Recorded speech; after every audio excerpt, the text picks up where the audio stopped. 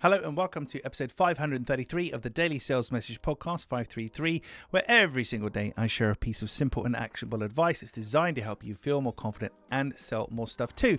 Now, in today's episode, we're talking about what I call a usage list. And this is where we simplify the articulation of our offering by having a tagline or a short sentence or a couple of bullet points that talks about how and where your offering is used. So it could be, imagine if it's a cleaning product, the usage list could be use on your car, on your motorbike, on your garage door, something like that. A usage list of where you can use the thing.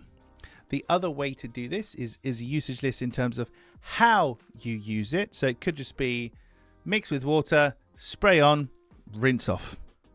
So there's two types of usage lists. One can be where you use the product or the service or what it is used for.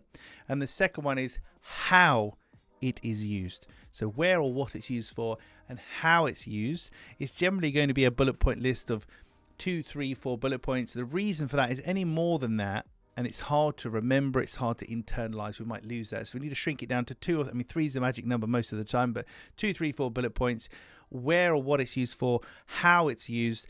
It can make a great tagline, and it will be a simple way for buyers to not only recall your product, but also recall what it means for them, how they're going to relate to it, how they can connect with it. So that's a usage list explaining how to use your product or service, or where and what it's used for. Generally using 2, 3, 4 bullet points is a great recall system, but it also helps to simplify a more complex or difficult to articulate offering. Right, that's it for this episode of the podcast. Tomorrow in episode 534, we're talking about a particular key on the keyboard. And whereabouts is this key on the keyboard? He says, yes, the number 1 key on the keyboard. I'll explain more tomorrow because it's not about the number 1 at all.